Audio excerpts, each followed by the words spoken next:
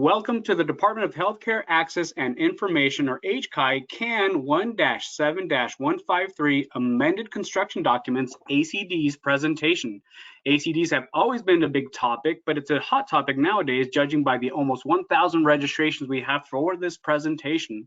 This presentation is brought to you by HCI's Building Standards Unit, which will be going over changes to the approved work, 8 types of NMAs, purpose, signing, concurrence, and some examples, and much, much more.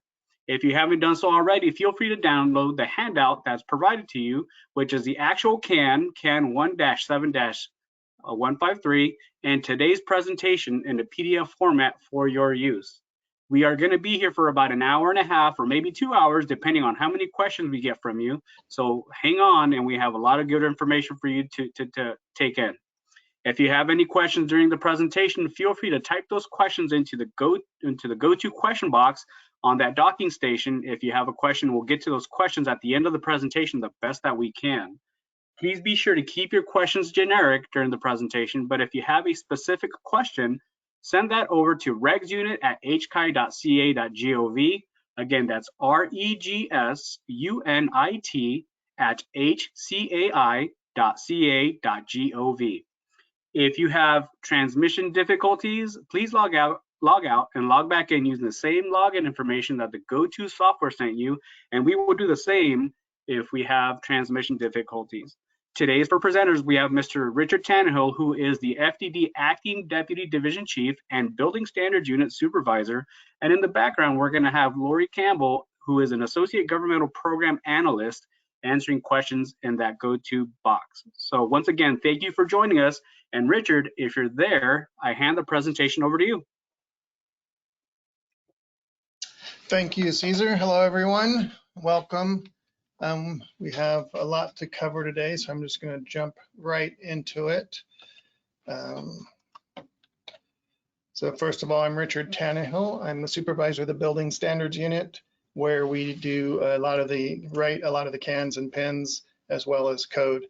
And I'm currently acting deputy division chief. So we'll get right into it with, we're partnering with the AIA California. So if you want AIA credits, please contact your local representative on how to get these. Okay. So getting into this right away, on our website under codes and regulations, we have posted the new CAN 1-7-153.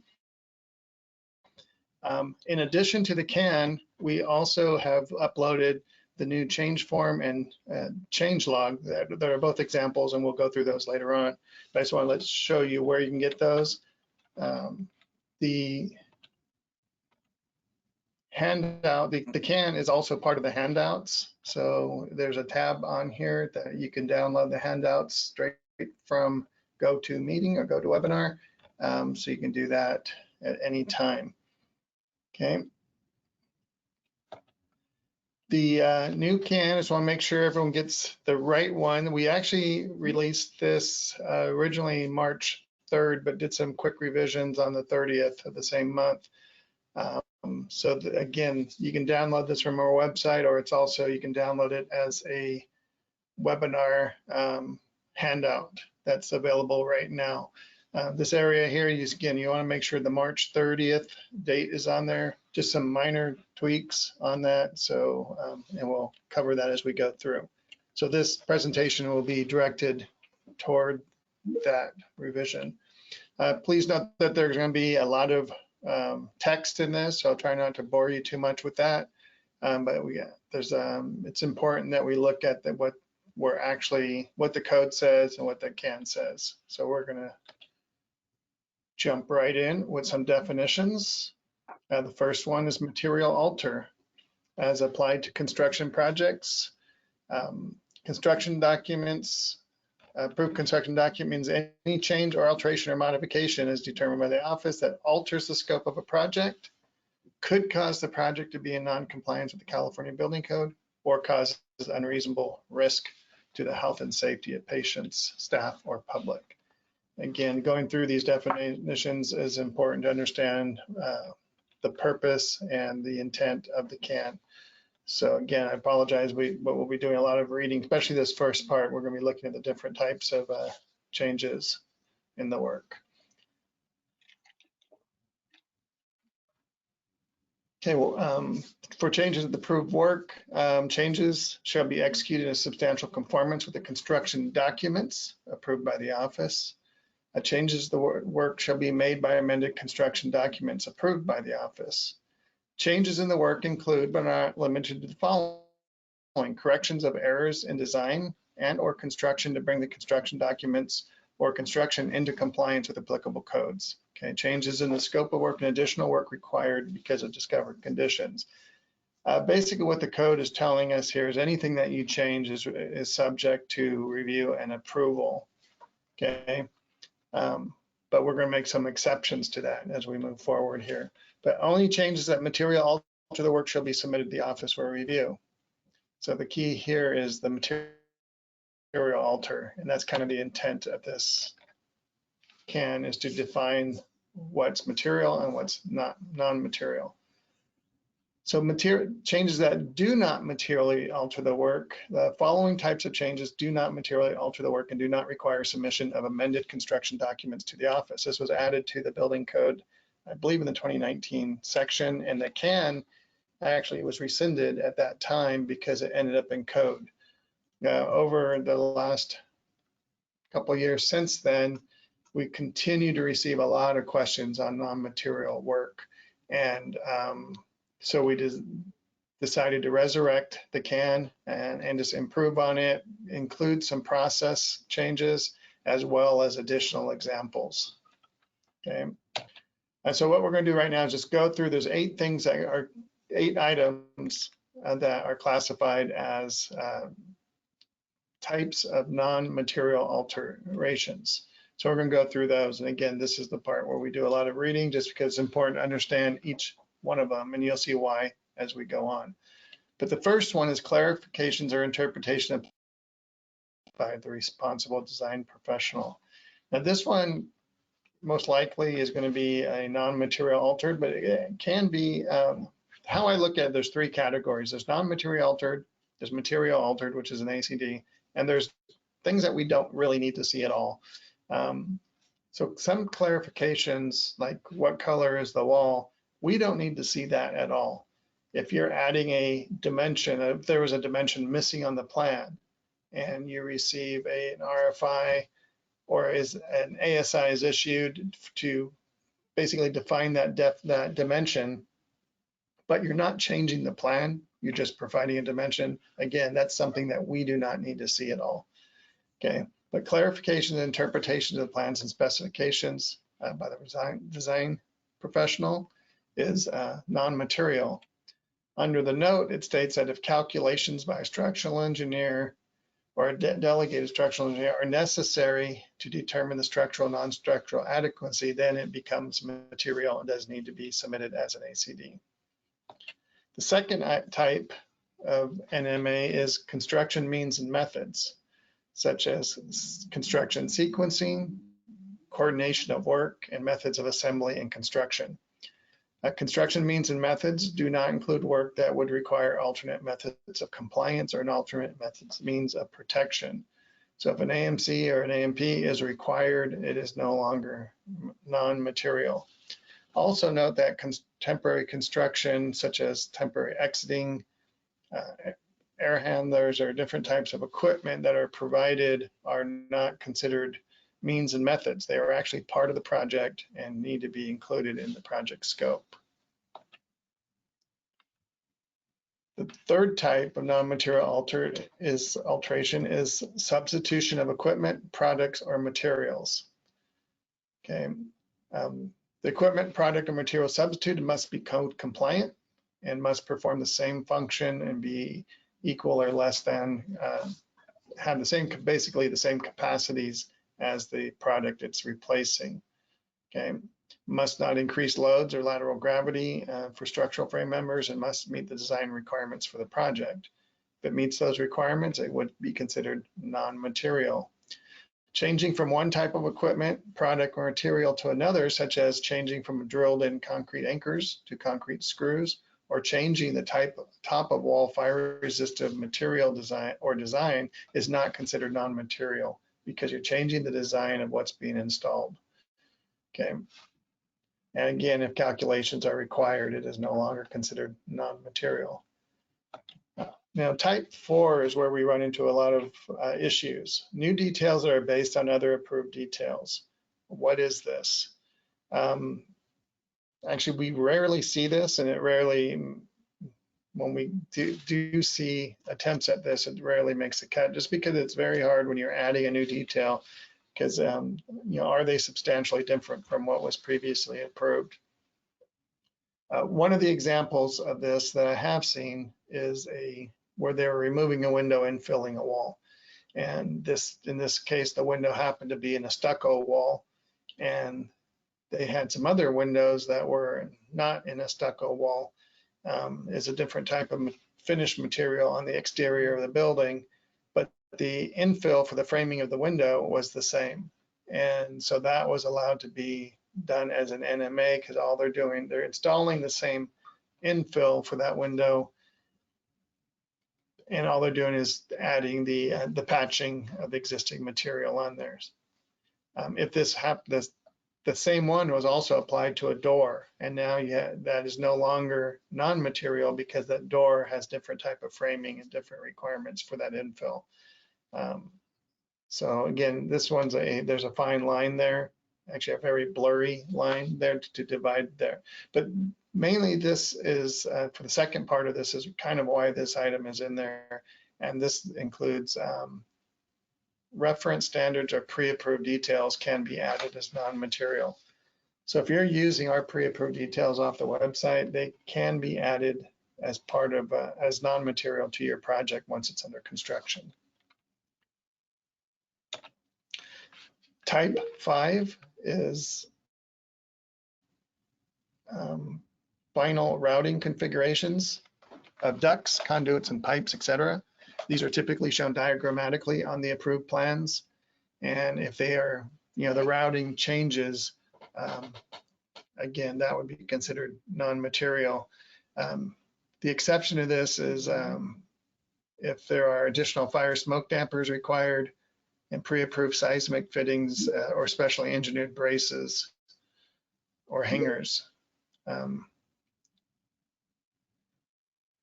Those would not require, or those would be considered material changes once you start adding fire smoke dampers, etc. The sixth type are dimensional changes to a room that do not affect code required minimum dimensions, fixed dimensions, or minimum room or space requirements or clearances. I mentioned earlier about adding a dimension that we don't need to see it.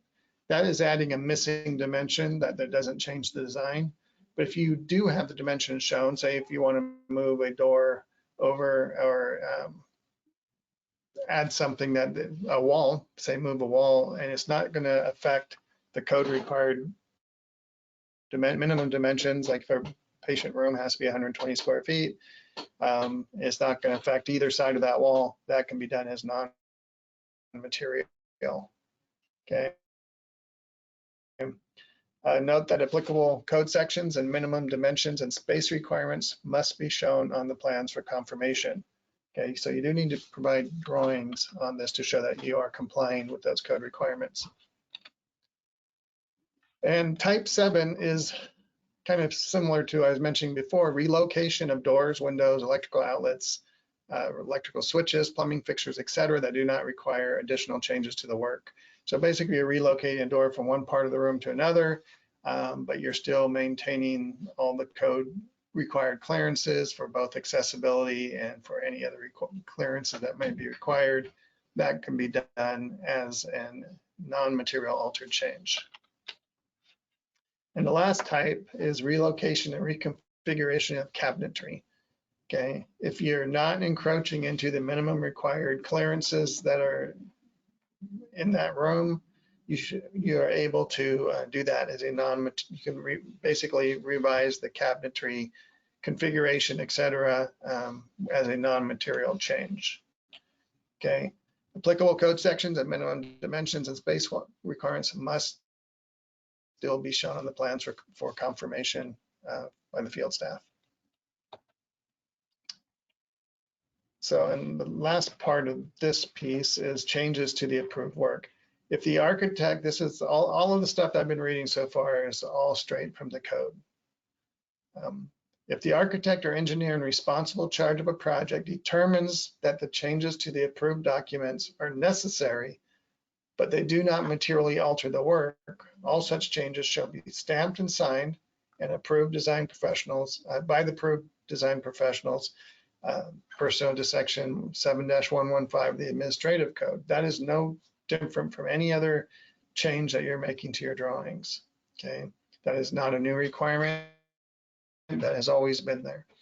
All changes in the work are to concurrence of the field staff as to whether or not the change materially alters the work. So we do need to still see them.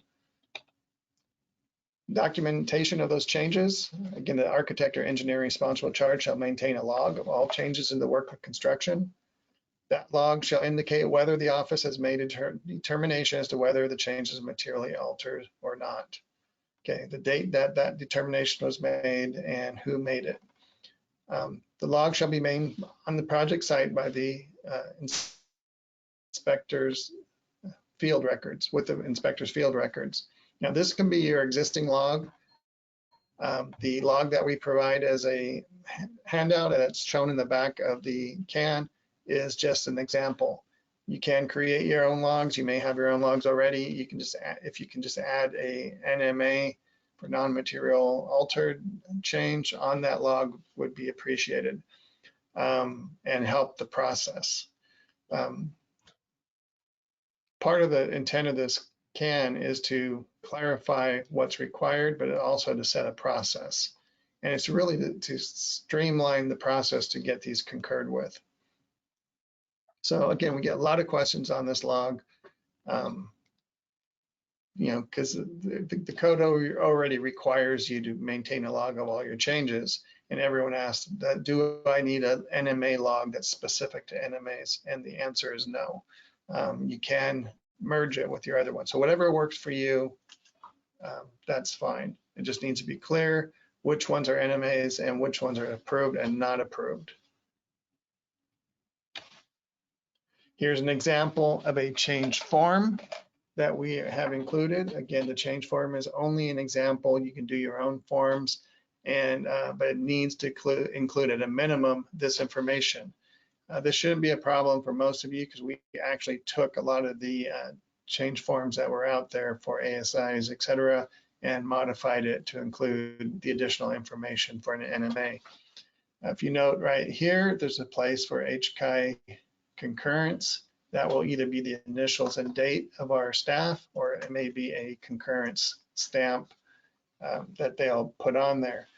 So one of these does need to be attached to each NMA. And note that we have a subject area here and a description. We have the same thing in the log. You'll be seeing the log on the next slide, but this is a little bit more detailed subject, a little bit more room for a description. The idea is if we can read the log and approve it with the log, I'll jump over to the log. You have the same information here, but a lot less room. This is an Excel document if you download it from our website, so it does expand when you type in it. But what's important here is the NMA number. It must be distinct, and an HCI concurrence. And the log is just going to say yes or no. Do they concur or not? The ACD number, again, is for your use if it does turn into an ACD. And then also the type of material altered change, the one through 8 items that we just reviewed were also included down here. One of those items at a minimum must be shown to show why it is considered non-material. Okay, and the idea here is when you're looking, meeting with the field staff, that they can look at this log. If the change is clear and the description is very simple and it's clearly non-material altered, the idea they can just sign the form. We'll go back to the form real quick. They'll just sign and date the form here, say, yes, I can agree this is non-material. If the log doesn't have enough information, because there's not a lot of room here, they can go to the form, read what's on the form, and still at that point decide if they want to just concur at that point or not. If more information is still required, they want to get a better picture of what this is, then this should be attached to the drawings, if any. Again, an NMA can be completely verbal in text only, but drawings do go a long way to help this. But a NMA form, change form, should be attached to each NMA. And if the HCI staff does concur, they'll either initial and date this or put some type of a concurrent stamp on there and return that to you. And then you will use that to update your log and also have proof that it's been concurred with. Okay. And that's actually the change we made from the initial CAN that was released. We actually were approving it on the log, and we received some comments that the log was, the log was very difficult to maintain because it was ongoing. It was a living document, whereas the forms can stand alone with each of the each NMA.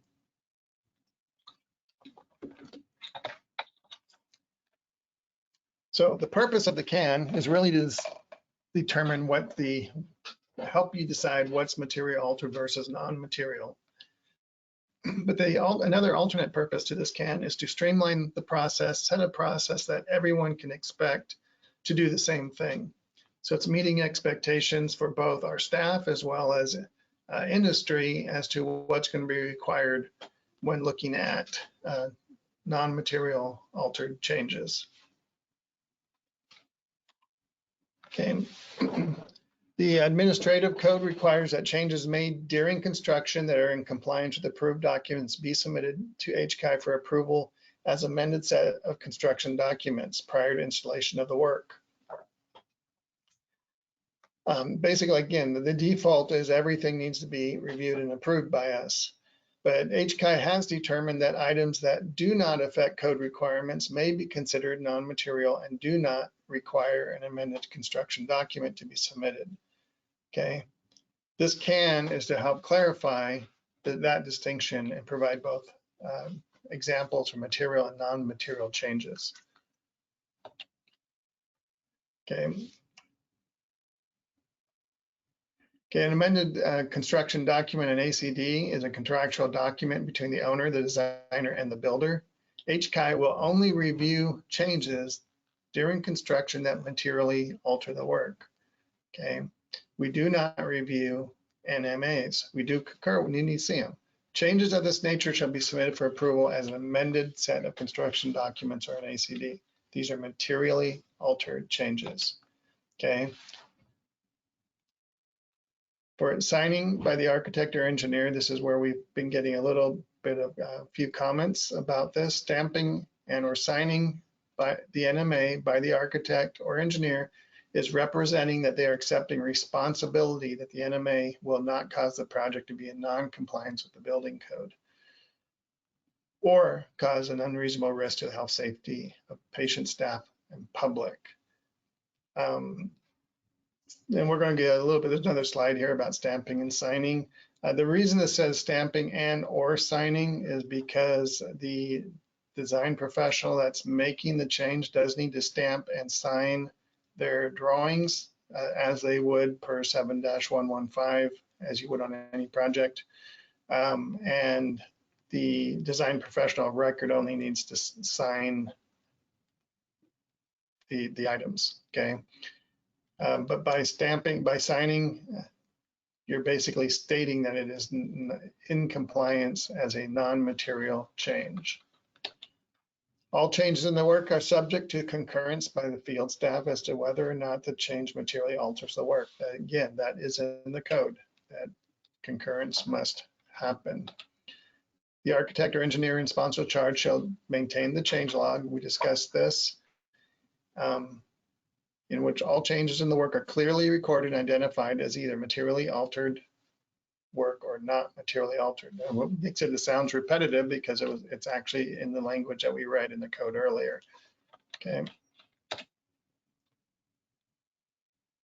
Our concurrence of the change will be done by review, as I mentioned, if possible, by review of the change log and if more information is needed by the change form. Okay, the change log shall be made by the design professional of record with adequate descriptions in the change log to give a clear idea of what the change is. What we get a lot when there are changes, it'll say something like miscellaneous electrical changes. That doesn't do any good for us to know what that change is. And again, the goal is to get these concurred with as quickly as possible.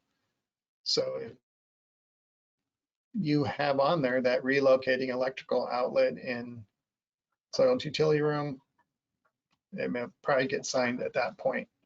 Okay, but it should have a clear definition of what the name and definition of description of what the change is.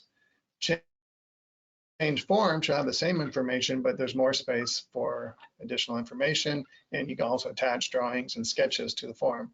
Okay, again, it's very important that we offer enough definition to the field staff that their concurrence may be obtained. So that is on the design professional making the change to provide just a clear, simple description of what that change is. We often get questions like, oh, can't we group them? And the answer is no. You're going to see this in a little bit, but we often get in one NMA that could be 100 pages and have 150 different NMAs on it. That is no longer a quick review. So it takes a lot of time for us to first figure out what the changes are and piece it together. And then just takes a lot of time to do the concurrence. Okay. If there is not enough information to get the concurrence on the drawings, the change becomes materially altered and requires an ACD. Now, the staff do have the option just to leave it blank and say, resubmit this the next time that we meet, and we will look at it again. But if it comes back again, if there's not information, it becomes an ACD and has to go through the full review process. HCI does not plan review NMA documents, and concurrence is determined by the field staff based on the information provided by the design professionals. If we don't have that information on the form and the log, we cannot make that determination. So by default, it becomes an ACD. Okay, concurrence will only be noted on the NMA change form. As I mentioned, we'll basically stamp or sign the change form and return it to you. And that's your record that it has been reviewed and should be annotated in the log accordingly. When submitting documents for an NMA concurrence, you want to include the following information. This would be on the change form. You want a distinct NMA number identifying it. Even if you're a mid-project, you can start with NMA 1. We are not looking for the NMA to be called ASI 2 or RFI 58 or whatever. We need a distinct NMA number that is only for that. Doesn't mean you can't convert an RFI or an ASI into an NMA, just means it has to have a distinct number. And that can be as simple as writing an NMA number on that same sheet. Okay, stamp in the signature from the architect or engineer of record for changes prepared under their charge of the project. And that is according to the administrative code. And adequate description of the proposed change. Again, that's really important because we need, if we can read it and understand that this is NMA, you're done, we move on to the next one. Okay, adequate reference to all affected portions of the construction. This would be if you have several sheets that are included on that, you can list the sheets, but the idea is that, say if you're revising a door and it affects the ceiling plan, we don't need to, you need to annotate those sheets that are affected, but all we need to know is that door is changing. We don't need to know the ceiling plan is changing because of that door. We don't need to know all the different versions of that floor plan that are changing, equipment plan, furniture plan, etc. We just need to know the one thing, I'm changing this door. Okay. If there are updated air balance sheets or electrical calculations, that can be considered one NMA. So you might have an air balance with 10, 15 revisions on it, that can be considered as one NMA if it's truly non-material. Okay. References to the specific section, as we talked about, the 8 types of non-material need to be included. And this note is very important that we only want to see one change per NMA. And that's where we're getting the most pushback, because like I said, people want to group them together. But keep in mind that if it's very simple, an NMA in itself, by definition, should be a very simple change. You add a form, identify what that change is. When you sit down with us or meet with us to concur, we'll go through those a lot quicker than if we're trying to figure out which one of these apply to the 100 sheets that you have provided us.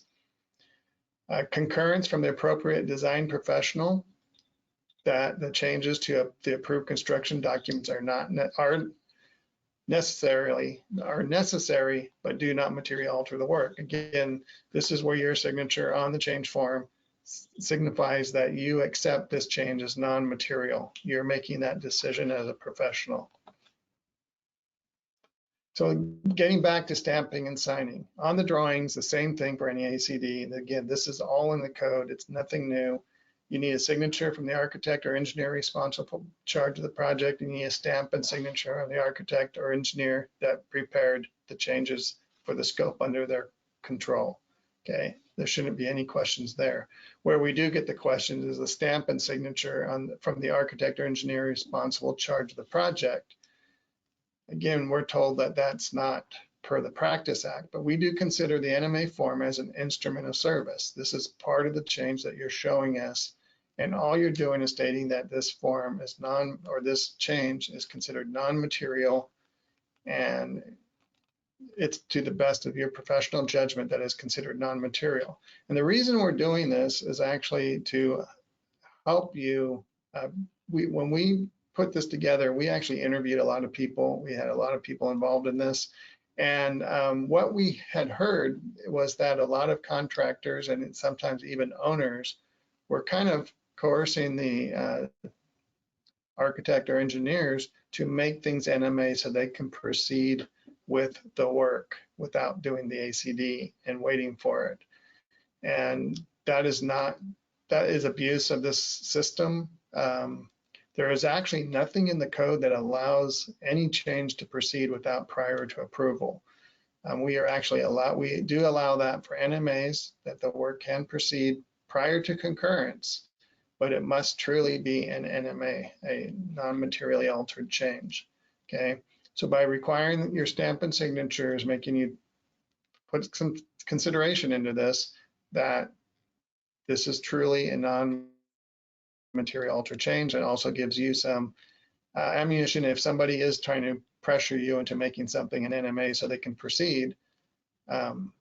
You have the abilities to say, no, this is truly not, in my opinion, an NMA and is material and needs to be addressed as such.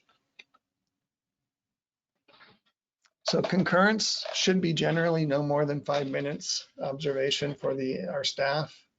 And that gets back to the one item per NMA. If you give us a sheet with 100 NMAs, it's going to take hours to review that, not 5 minutes. So again, by putting the time limit on there, it's just to kind of keep the process moving. It's to simplify. An NMA should be as simple as that. Most of them should take no more than 30 seconds to a minute to look at. If we have to dig that deep, yes, we're allowing some time. Okay, and we say generally on purpose. It's not like, okay, you go on over 5 minutes, we're stopping this review. It's just to kind of give some guidance on what would be required. Each NMA observation shall be a binary decision by the HKI field staff and does not involve any back and forth. So no back checks on this. Again, by definition, an NMA should be very simple. If it's debated, it should be an ACD. Reference to at least one of the 8 items defining the type of NMA is required. Again, the 8 items are shown here. Kind of beat this to death, but it's important that it falls under one of these comfortably. Okay, NMAs may be submitted in many formats, including ASIs, SIs, CCDs, RFIs. It is acceptable to include these numbers for project-specific tracking. We actually have a spot on the form for your own tracking numbers, but you must assign a distinct NMA number to it, so that, and it should be logged accordingly and hopefully searchable to make it easy for you, searchable in the log to be able to distinguish which NMAs still need concurrence and which ones are still open. Okay, note that any work performed, again, you can move forward with work on an NMA basis, but any work that is done so that is found to be material can be subject to further review and possible destructive investigation if something was covered up. Again, we never want to get there, but basically we're taking your word that these things are non-material, and if they are found to be material after the fact, you may need to justify what was actually built. During HCI field staff concurrence of NMAs, if the HCI representative determines that the DPOR has repeatedly not followed directions in the scan, so if they're constantly doing what this exactly says not to do, if we get repeated determinations of something's material after it's been built, it will be reported to the RCO by the compliance officer or fire life safety officer or DSE. And the RCO will discuss that with the abuser and try to correct that action. Again, these are things we're setting in place so that there's no coercion of being forced into making something get done. Because again, I just want to remind you that in the code, there is no allowance for something to proceed without it previously being approved. We do not review RFIs or ASIs. We don't want to see them. We don't review them. Don't give them to us, okay? Don't ask us to review RFIs. Now, it is okay to, if you have an RFI you do not, or an ASI, that you do not know if it's NMA or not material altered or not, to ask the question. Don't call it a review of the RFI or the ASI or the whatever IB or whatever it might be. It is okay to ask the question, or I'm not sure if this RFI should be converted to an NMA or not. That's kind of the last part of this.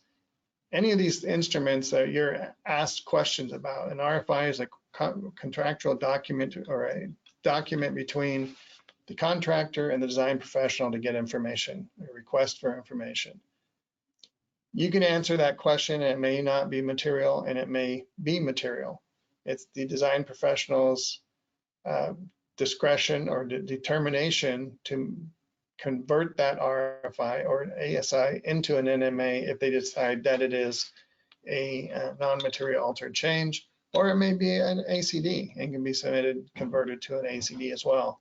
But what we're saying is if it is converted from an RFI or an ASI to an NMA, it needs its distinct number, and we do need to see it, okay? So please don't ask us to review RFI logs, and you should not be getting any requests from our staff to review any RFI logs. That is not our realm of responsibility or authority. That is something for you to use on the site for your own use. But if any of those items are determined to be non-material or material, we do need to see them. In the CAN are various, by each discipline, we have various examples. These examples were in the previous CAN. We have expanded on that list to give more examples, and we also added stuff from the Freer's manual that did not require review, or maybe did require review as material. We added those as well, so they were all in alignment together. So if you look at the Freer's manual, it says the same thing that this material alter CAN would say. So this is Appendix A in the CAN. It's several pages of different disciplines. There's a lot of stuff on architectural, fire, life safety, structural, mechanical, electrical, and even civil. Okay, as I just mentioned, Appendix A shows the examples Appendix B is the change form example. And again, if you're told that you have to use our specific form, that is not true. Let us know what's happening and we will correct that. You are allowed to use your own form and you are allowed to use your own log. Appendix C in the CAN is an example only of the log. Okay. Go through a few tips and then we'll get into questions here soon. Determine if an NMA or ACD status, what is it? What do you have here? Or in other cases, nothing at all, nothing required. So if you have a document, is it an NMA or is it an ACD? If it's an NMA, we go to item 2, where you prepare the log and the form for that NMA. Okay, both are required. So for your reviewing NMAs with the staff, if they're sitting down with you on site, or if you're emailing it to them, that's between you and them how it's done. But they do need a copy of the log and the form. Okay, again, provide a description so that a decision can be made based on it. Do not, if you use the word miscellaneous, don't say miscellaneous mechanical or miscellaneous architectural details. That doesn't tell us anything. An NMA number must be assigned regardless what the design team calls it. You can call it an RFI, an ASI, CO, whatever you want. But if you're submitting as an NMA, it must have an NMA number. And again, you can start this in the middle of a project. If you have a project ongoing, you haven't been doing this, you can start with number 1. It doesn't matter if it's RFI 58 or whatever. Use proper industry terminology. Okay, these are NMAs. Please call them NMAs. Don't refer to them as RFIs. It just adds confusion. We get this. We've been getting this a lot over the last few weeks. I will want to schedule some time to review my RFIs. No, we don't review RFIs, but it says you have to concur with them. No, we only concur with NMAs. So make sure we're talking the same language when we're referring to non-material alter changes. Again, 1 item per NMA. Again, this is where we're getting the most pushback, but it's actually will simplify the process. Yes, it may take an extra form, be filled out, but it should really speed up the process when we're concurring with them. Again, generally no more than 5 minutes for review. Maybe multiple disciplines. It should be a single item, but it could affect electrical, architectural, mechanical, etc. That does not prohibit it. That is not considered multiple NMAs. It's just one change. Should be a binary decision. Yes, it is an NMA or it's not. Should be that simple. NMAs will be looked at when staff are on site unless other arrangements are made in advance. Again, there's many ways that you can present to the HCI field staff. If you're used to working with one, or if you have one that's showing up at your site, you might want to contact them, see what their preferences, see if they're going to be on site. I've found that it's easiest if they do them where you're sitting down together and flip through them just like you would an OTC for an ACD. Go through, walk our staff through the changes. Don't have them throw it at them and have them try to figure it out. If you take it to them and say, okay, on this NMA 4, we're moving this door over 5 inches. On NMA 5, we're adding some electrical outlets, but aren't increasing the load. Something like they were deleting electrical outlets. It goes much quicker if you walk them through it, but that's not always available. So coordinate with your field staff how they want to receive them and who should be receiving them. Are they for the compliance officer, fire life safety, or just district structural engineer? Okay, so you can email them, but include a log and the form with your emails, but arrange it with them, coordinate this with them. And it may be a matter of doing a Teams meeting or a online meeting with them to kind of go through these. You can present them on the screen. Again, there's many options for this. We're not going to restrict how they're done. So that's really very flexible. Okay, have the log with you at all sessions. NMAs do not need to be converted to ACDs after concurrence. So after you get 10 or 15 NMAs approved, and typically this is another question. How do we document our changes on the drawings? Basically, you do it the same way you would an RFI or an ASI. You cloud the change, put a delta and the NMA number on there. That'll identify that as an NMA that was hopefully reviewed and concurred with. But you do not need to roll those into an ACD. If you do submit an ACD with the sheet with those changes, you can reflect those changes on that sheet. Okay, if they've been, especially if they've been concurred with. If they haven't been, you probably want to keep them clouded and deltaed at that point.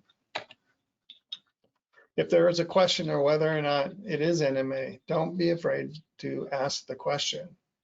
Again, don't ask them to review your RFIs to determine if they're NMA. If you have a specific question,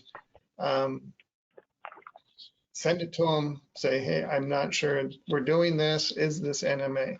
Okay. Again, we want we're going to be learning along with you. We want the best decisions to be made. We don't want anyone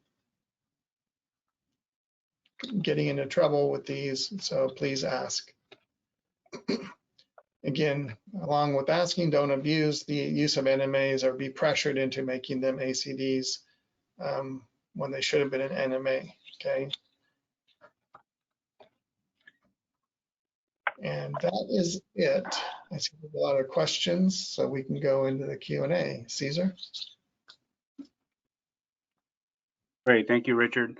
So we have a lot of great questions here, but I want to pose a scenario to you, Richard, dealing with NMAs. So as it comes to an NMA and the approved construction documents, if an approved set of if a set of construction documents gets approved with comment, and when it comes to UL listings, the approved comment says provide UL listings for head of wall, for example, but there's no specific UL listing provided.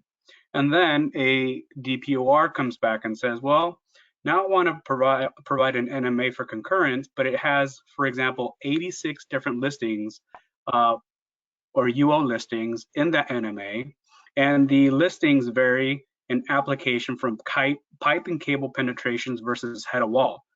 Is that an NMA or is that an ACD? Well, that's a long question. Can you go over the highlights for me real quick? So there's approved construction documents that were approved with comment from the office. Okay, but I'll stop you there for a second. If we're approving with comments, hopefully it's only going to take an NMA to resolve it. And approved with comment should also be that simple. It's not always going to be the case. There's going to be an exception where an ACD is required. The fact that they reviewed it and they're asking for additional information, but it's not significant enough to require a back check, that in itself should mean it's pretty mild and could be done with an NMA. Again, not always the case, but go on. And not always the case. So that's kind of what we're getting at. So the approved comment or the comment on the approved set of construction document says provide UL listings for head of wall, for example. Well, okay. And that's how it's approved. But now the DPR comes back and says, hey, I have 86 different types of UL listings that I want you to look at as an NMA and concur with. Now the listings they vary in application from pipe and cable penetrations versus a head of wall detail or a UL listing. Is that considered an NMA or is that considered an ACD? Well, NMAs would be providing standard details, standard industry details as to the drawings, like listings can be added as NMA. Same with our pre-approved details. I actually have a problem personally with the approved with comments being done when you don't have any listings, because now you're approving something you have no idea what it is. But now I know there's for our fire life safety for penetration details, there's actually a general note on there that goes on there and say provide these during construction, what's going to be used and those can be added as, again, it depends on what it is. Unfortunately, I have to say that it depends. That's kind of the famous answer. But standard listing details, if they apply to the project, do not change the design in any way, can be added as NMAs. Same with our approved details. We actually had this conversation yesterday, and there's a difference in opinion on that because, well, you have to verify sometimes structural capacity or fire life safety ratings and stuff. That is up to the design professional to put together and present it in a way that it can be considered an NMA. Now, typically, like I said, approved with comment should be handled through NMAs if possible. And I actually personally have more of a concern with 76 listings not being included in the original project. And that would be the similar situation here where the original listing is not provided on the original set of construction documents, and it's later submitted as an NMA, which requires a significant amount of review, and is it may be. Go ahead. Well, let's back up a second. Then you have 76 listings. Are they going to be reviewed in 5 minutes? Well, that's the question. So will 86 UL listings be reviewed? No, they're not going to be able to review them. That's going to be an ACD. That's going to throw it into an ACD category. Now, if there's only one listing that was missing and they want to add it, NMA. That make it clear, because again, if we get something with 76 items or 100 items or even 15 to 20 items, it's no longer going to take 5 minutes to look at. It's going to take more than 5 minutes to figure out what's being proposed. But if you give me one item, I'm going to be able to look at that and tell you within, like I said, literally in seconds, if that's an NMA or not. Great. That's where we're trying to go. And again, and that wasn't ever previously required. It just wasn't really enforced this way. Thank you, Richard. And that's a clarification that we were looking for, is if it's going to take a lengthy amount of time to review a proposed NMA, even if it is a UL listing, but it has 76 or 86 or 100 UL listings that is submitted as an NMA, then it's going to take more than 5 minutes or 6 minutes to review. Correct. Now, again, if it's one listing or two listings and you're just adding them, should be no big deal. Should be an NMA. Great, thank you, Richard, for that. We have a bunch of other questions here. The first question we'll go with is, what is the HCI policy regarding number of instances of occurrences where HCI does not concur with the DPOR regarding NMA designations? Is that asking for what's the record? What is the number of instances or occurrences where HCI does not concur? Is it something that's typical, or is it something that is atypical? We released this like 3 weeks ago, so we don't have that data. We don't track that data. Perfect. So question going back to a UL listing. Does a change in UL fire stopping and ACD, is it an ACD or is it an NMA? For a fire stopping detail, sorry. Yeah, so the question reads, does the change in UL fire stopping, is that an ACD or is that an NMA? It depends if they're changing the detail, if they're changing the material. If you're going from a fire stopping change, just changing the fire stopping itself to a different product, if it meets the same requirements, it's just an NMA. It's just a substitution at that point. That would fall under, I believe, item 2 of the type 2. Type 2. All right. And then we have a question here that's asking, if a contractor is requesting to change a bolted connection to a welded connection, is that considered a material change? No. Yes, it is considered a material change. You're changing the design, how it's attached to the building. You're changing the requirement. I think that's also item 3 of the type 3 of the material alter change. All right, and then we'll power through these questions real quick. For exception 5, if I'm moving existing piping or ductwork or med gases due to existing conditions preventing the permitted work to be installed per the approved plans, is that considered an NMA? If you're just relocating the path, it is considered an NMA. Now, if you have to do additional penetrations and add fire protection of some sort, then it may get kicked into the ACD category. As a general rule, a lot of that's considered diagrammatic or schematic, and can be, the routing is not, should not require an ACD. Now, if that rerouting triggers other types of construction that's not already approved in the plans, I mean, if you have those penetration details in the plans already, or if you add them via our pre-approvals, it should still remain an NMA. Perfect, thank you.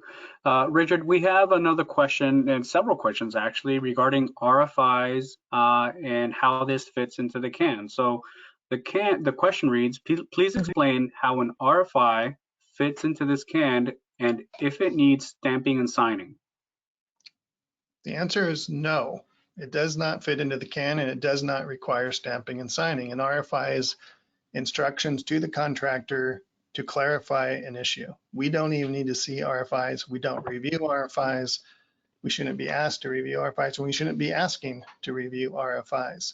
Now that RFI, say if the RFI was saying, asking for a clarification, and in the answering of that RFI, it was determined that the door has to be relocated because that there was a conflict of some sort. There was a column or something discovered in the building, and so you have to relocate that door over. Now that RFI can be converted to an NMA. So you can actually take the actual RFI response, put an NMA number on it, and then attach an NMA form and submit that as an NMA. They do not remain RFIs at that point. So that's where I was saying earlier, do not ask us to review RFIs, because our staff are told, do not review RFIs, so you're going to get a no. Now, again, if you have an RFI, you're not sure if it's NMA or not, and you say, can you look at this to tell me if it's NMA? Go ahead and ask the question.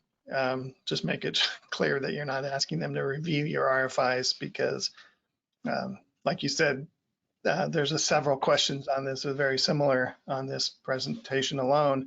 We got a lot yesterday at the presentation we did, the same type of question. So again, using proper terminology is going to really help distinguish between what's NMA, what's RFI, what's ASI. Perfect, thank you, Richard. We have another question, kind of not similar, but still mentions RFIs. But it's asking, is a DPOR stamp required on the NMA change form, or is it only required on an RFI? Change form, the NMA change form. We don't care what's on the RFI. Actually, if you're changing the drawings by code, you have to stamp and sign the drawings, period. Again, if you're answering an RFI and just providing a sketch or a picture to the contractor to enter it, no, you don't need to stamp and sign that. If you're converting it to an NMA or an ACD, both of those are signifying that there's a change to the drawings, and those do require a stamp and signature. Again, that's nothing that we're adding new. That's always been in the code for years. All right. The next question, Richard, is specific to the log. It says CAC 7-153E requires the log to include the name of the office staff who made the determination. The log provided by HCI does not have a location to include the name of staff. Will there be an updated log including this column? A good point. Originally, we had the HCI staff signing the log, so that would be determining who did it. So I would, if you have, there should be a space to who approved it. Yes, that is true. We'll have to make that correction to the downloadable example, but you can always add that yourself. Because originally the HCI staff was going to initial, just like on a TIO, the log. So that would designate who did it. But if you have the form available, I think you're covered, because the form's going to have the approver's signature and stamp. But technically, yes, it should include the name of who did it. Again, we're not going to, we are no longer requiring our staff to touch the form other than to verify if things are filled in. That's a good point. Thanks, Richard. We do have a question here that's asking about stamping the NMA changes. It says, I understand the DPOR must stamp MA changes and ACDs, but I do not follow why the DPOR needs to stamp NMA changes. Can you read that again? Because it kind of said the same thing, doesn't it? Yeah, a little bit, but it says, I understand the DPOR must stamp the materially alternating changes in ACDs, but I do not follow why the DPOR needs to stamp the non-material changes. Because it's a change to the approved construction drawings. It's right in the code. Any change to the approved construction drawings must be stamped and signed. Even if an RFI changes, and I say RFI on purpose here, even if the RFI changes the drawings, in theory and by code, it should be stamped and signed by the design professional noting a change. That in itself would be converted to an NMA and given to us for concurrence. That is something that is in the code and has been in the code for several years. So an NMA is a change to the design. It's just not a material change to the design, but it's still a change. If it wasn't a change, then, I mean, we don't need to see it. If you're not changing the design, we don't need to see it. So the fact that you're submitting an NMA saying there is a change, which is considered non-material, still requires a stamp and signature. Okay, HCI, in quotations, that says, HCI will only review changes made during construction that materially alter the work, end quotation. In the past, we've included NMA changes in the ACDs along with MA changes. Should NMA changes not be included in ACDs? No, they should not. They should become separate. And again, the reason is an NMA, you can proceed with the work prior to approval, and ACD cannot. So if you want that work to proceed, don't include it as an ACD. Submit it as an NMA, single item, get it concurred with, move. You don't even have to wait for it to be concurred with to continue with the work, but it just streamlines the process. Because what we get a lot, and again, it may be forced into this, if you group 10 NMAs into an NMA, it goes over the 5-minute rule, if you will, it becomes an ACD. Now it's going to go through the process of an ACD, cannot proceed with work, and will also delay approval of that ACD just because there's more things has to go through the full system. So again, by doing this, we're trying to streamline the process, not provide more work, but get you moving faster. All right, I don't know we if that's a question or not, but don't, if you have a bunch of NMAs on an ACD, we probably will review it. We'll probably also mention that these don't need to be ACDs because again, it's going to take more time. You have to pay to have the ACD reviewed. You don't have to pay to have an NMA concurred with. Something else to keep in mind. Also want to keep kind of mention and take this opportunity to mention that if you do have a specific question, feel free to send us an email over to regsunit@hci.ca.gov. Again, that's regsunit@hci.ca.gov. Next question for you, Richard, is I'm not understanding how this form is different than the RFI. The RFI has the same information. It has a different number on it. It has an RFI number on it. We need an NMA number. Could be the exact same form. It doesn't have to be, it has to be specific to an NMA. We are constantly asked to review RFI logs. We are constantly asked to review RFIs. Yes, the forms may be very similar or may be identical, and you just put RFI 1 versus NMA 1, depending on what it is. We don't care which form you use as long as its information is on there. But we do, if it comes in as an RFI form with an RFI number, we are not going to review it. So the forms can be identical. That's not the point. The point is we need to be reviewing NMAs, not RFIs. And I know there's some contractors out there that make everything RFIs. That's not going to continue. That will have to be submitted to the NMA just as you would an ACD. Now, if you use the same form and you put the right terminology on it and say NMA 5 on there, we're not going to question it. All right, this next question, Richard, has to do with NMA request and the continuation of work. The question reads, does every NMA change form on a project have to be concurred by HCI's field staff before that work can proceed? If so, there are instances where the project team may have to wait 2 to 3 weeks before a field staff member has the opportunity to review NMAs, which potentially causes scheduling constraints to the construction schedule.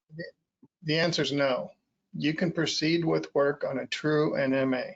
When I say true NMA, it's because we don't want you calling something an NMA just so you can proceed with work. If it's materially altering, there are consequences to calling it an NMA just to get the work moving. And one of those consequences could be that NMAs no longer are allowed to proceed with work. So I would say be very careful on what you call an NMA, be very honest about it. And yes, you can proceed with work. You don't have to wait for concurrence. Let's make that clear. You don't have to wait for concurrence for work to proceed on an NMA. Now, if something is built by an NMA and it's concurred with, like you said, 3 weeks later, and they've closed up, there may be a chance you have to reopen that to show it was built or convert. So there's a risk. If you're, again, that's what we say. If you're not sure, ask the question before you do it. Perfect. Thank you for that, Richard. We do have a question regarding the NMA log. It says, the question reads, it was mentioned that the NMA log is a living document and that the field staff signatures are difficult to manage on that form. Can the field staff signature be on the NMA form only and the date of concurrence recorded in the log? The answer is yes. I knew I said that was probably confusing the issue because we were originally changing it. We got some complaints. The NMA log does not require any signature by our staff. That is maintained 100% by the design team.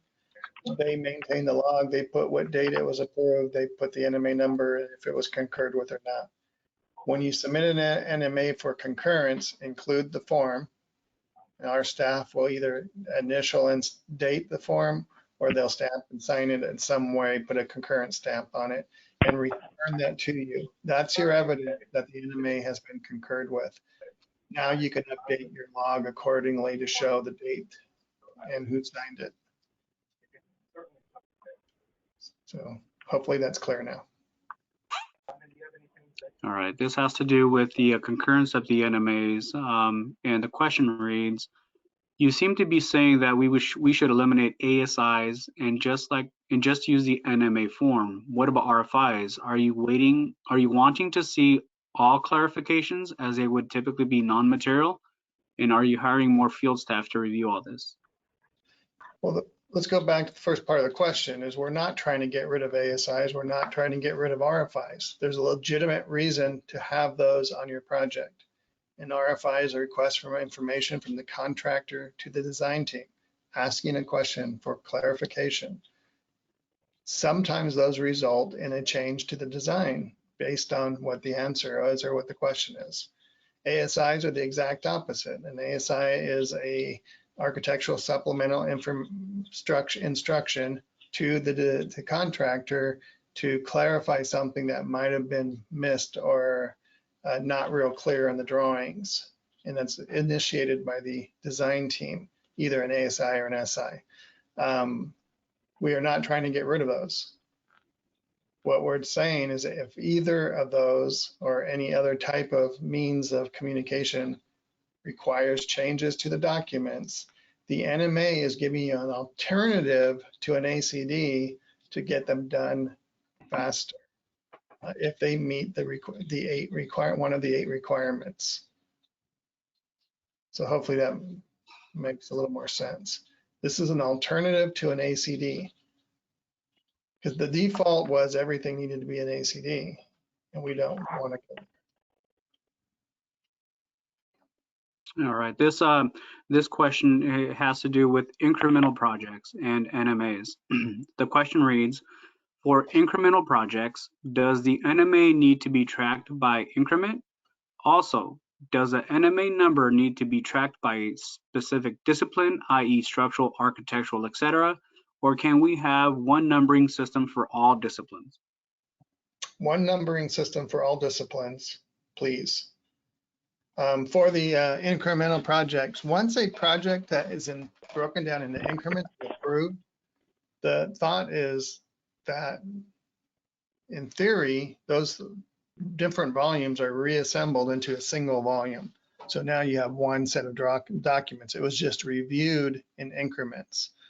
Now there's some catches to that. One is all ACDs, all NMAs fall under the parent number, not under any increment. They will go under just the original HCI number.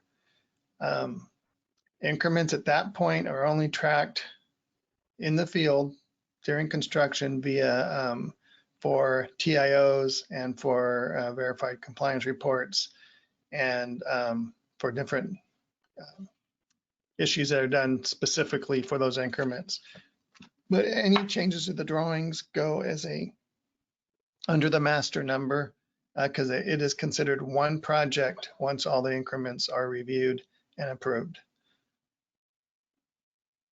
So in most of those, the increment, the sub number, the 0102 goes away, other than what was previously approved.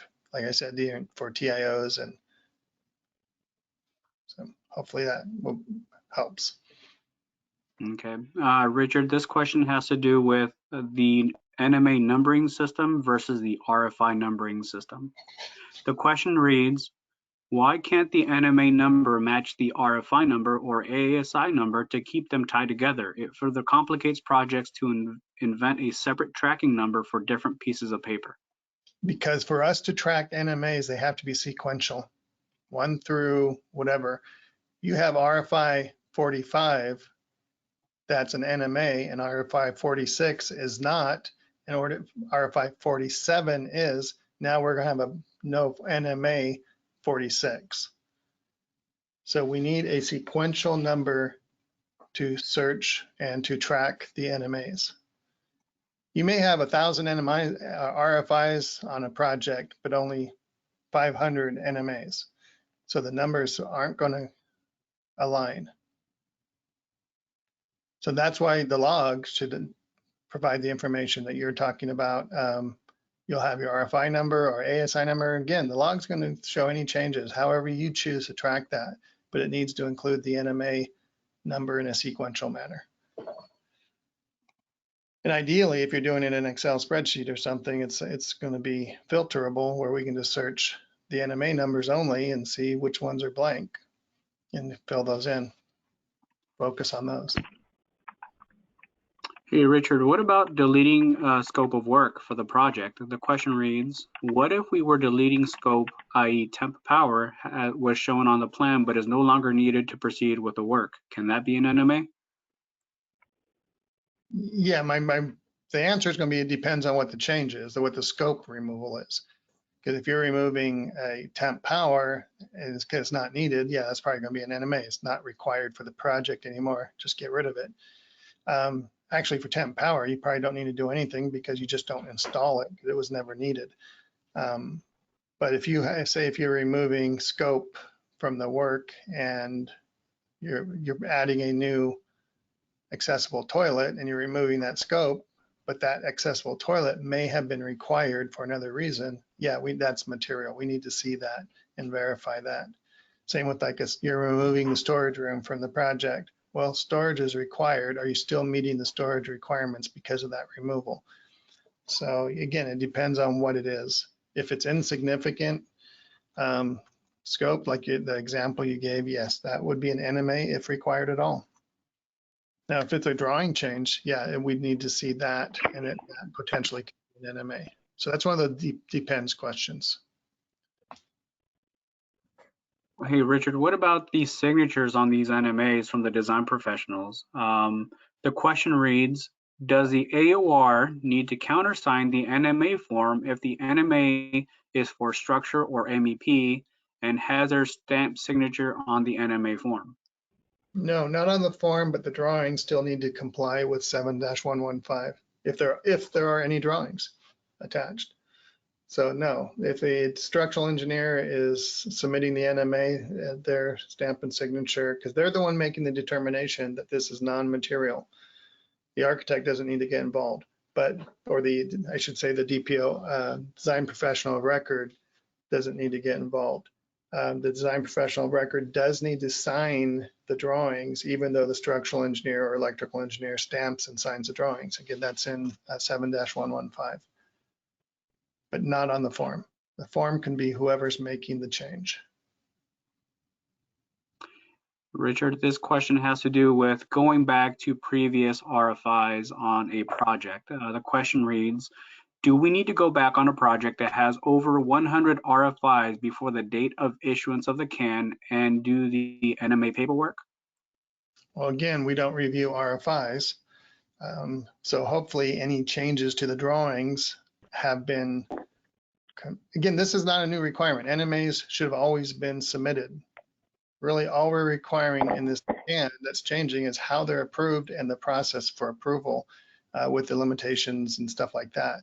NMAs have always been required to be concurred with. So the answer is, if you have past RFIs that need to be NMAs and have not been concurred with, yes, you will need to. You should have done that anyway. But again, we don't review RFIs. So if they are not required to be NMAs, no, you do not have to go back and go through those.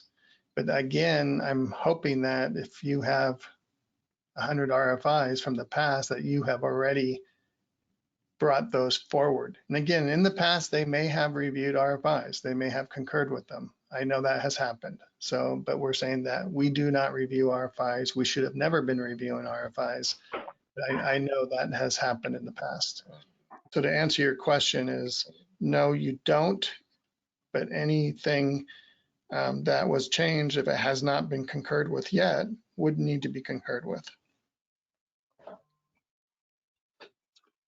All right, Richard, the next question has to do with field staff availability. The question reads, our CO is only coming once a month. How do we have NMAs reviewed in a timely manner? Can we submit to the DTLA or downtown LA office, I'm assuming? Thank you. Okay, first of all, NMAs don't hold up construction, so there's not the urgency that you have with an ACD. I do understand that some compliance officers or other field staff do not show up on a weekly basis.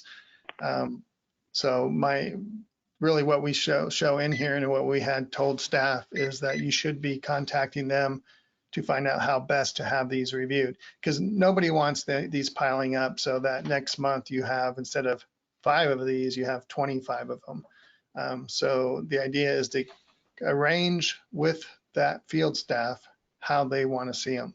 You know, do they want to look at them when they come out to the site and sit down with you and go through them? That may be the fastest way, or they may want you to email them to them so that when they are working off site that they can go through them and then just leave the ones they have questions with for when they see you. So again, there's a lot of options on how they can be reviewed or concurred with. So work with your field staff to find out what works best with them. And if you're not getting them reviewed, then you would contact the regional compliance officer, the RCO, to make arrangements to get them concurred with, because that will happen. Because we don't want to hold you up. And even though these NMAs by the definition do not hold up construction, if they're not getting done, it can cause some problems also. You know, we got a batch in the other day that were from August. It's like, no, that's too late. These things are already built and done with. So.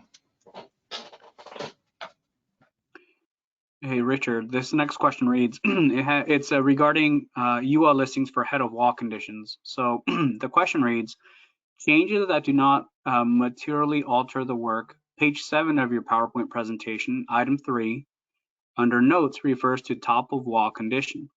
Most approved drawings do not list the UL assemblies, so changing the top of wall system is a change or an NMA if it wasn't identified in the first place. Again, it's going to be depend on what that says. You said slide 7. It says page 7 of your PowerPoint presentation, item 3 under notes refers to top of wall condition. Right. And what that's saying is if you have a top of wall condition that's approved, or if it's a listed system, you can change it if it's an equal system. If you're changing the way it's built, then no, it's now it's a new system. It's a new design. I'm actually looking at this to see. Yeah, I think they're specifically referring to change the top of wall fire resistant materials in this case. Again, you have to look at the detail. If you're just using a different product and the same type of detail, it's an NMA. I'm swapping out one listed system for another. But if I'm changing the actual construction of how that's installed and designed, now you have a material change. One of the things we saw recently was, the offset from a beam or something, or the wall had to jog 6 inches. That should be easily addressed with a non-material change, how you're addressing that, because you're not changing the design, it's just the situation out there is changing. And again, it's going to depend on how much offset you have. If it's 3 inches and not changing significantly, you can probably do that with an MA. But if you're offsetting it 2 feet, now you have a different scenario. You have a different detail. So you have to look at it from this, looking at item 3, substitution of equipment, products, or material. Are you substituting equipment, product, or material, or are you changing the design? And that's where the top of wall comes in. If you're changing that design and you're not just substituting a piece in there, now you just convert it to a material change.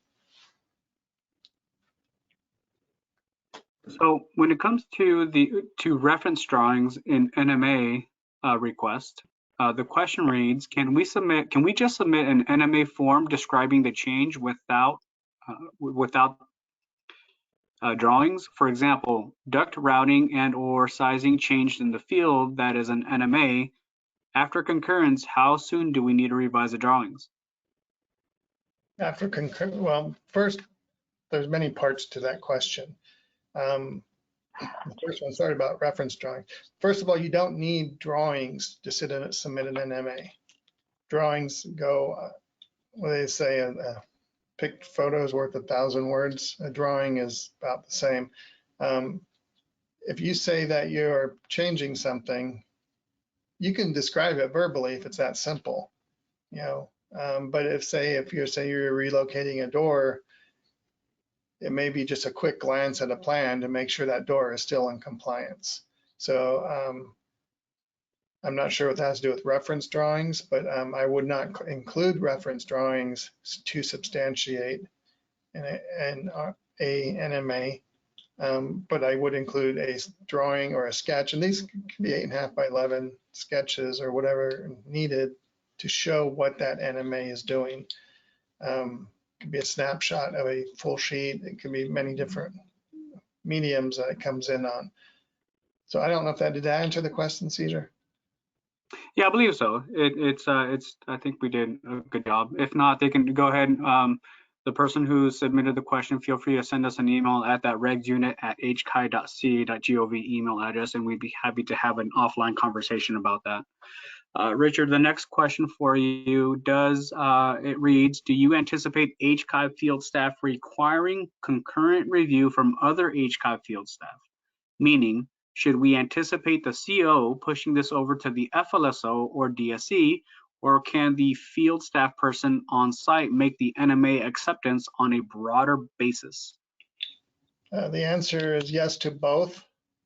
You may have, again, NMAs by design should be simple enough that someone can look at them and define. If you have a compliance officer that's looking at something that might be structural in nature, but it's pretty obvious it's not material, it meets the requirements of non-material, they can probably sign off on it. I mean, I've seen the same thing from fire life safety both ways.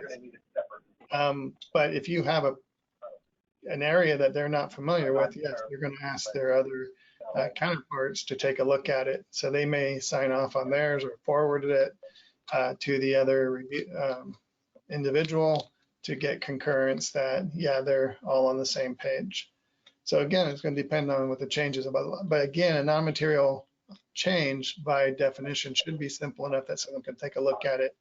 And I hate to say a no-brainer because some of these aren't no-brainers, but it should be in theory that simple that we can look at it and say, yeah, I can take this for fire. But if I don't have the experience in fire, maybe they request the fire to look at it only, and they can sign off for anyone else. Again, it depends on the nature of it, and they may forward it to the fire or the DSE or the compliance officer, depending on who may have expertise in that topic. But if it's multidisciplinary, yeah, you can anticipate that may have to go. But again, it shouldn't hold up your project. It's just going to slow down the concurrence. Richard, the next question has to do with IORs and all this. So the question reads, is there a change in project IOR's role on the project with the revised CAN? Do they review RFIs to concur with DPOR's assessment of NMA, or they review only the change log? Well, the only mention of an IOR in the CAN is specifically to help maintain the change log. I'm not going to get into RFI, who's reviewing RFIs. That's not, as far as I'm concerned, it's not the IOR's decision. It's the design professional's decision to make them a may or not. So I would say the IOR should not get involved in that. And I would actually ask Cesar if is there any, do you agree with that? I would agree with that, Richard. The IOR is going to be reviewing the documents, but us as compliance officers out in the field will be looking at the log and the changes as they come through as NMA requests. And for those who don't know, Cesar is a compliance officer with our inspection services unit. And that's why I was referring that question back to him. Right. Thanks, Richard. We have a next question here having to do with the changes. The question reads, do NMA changes need to be clouded on updated drawings? If so, do they need to be distinguished? Yes. It's treated the same way as any.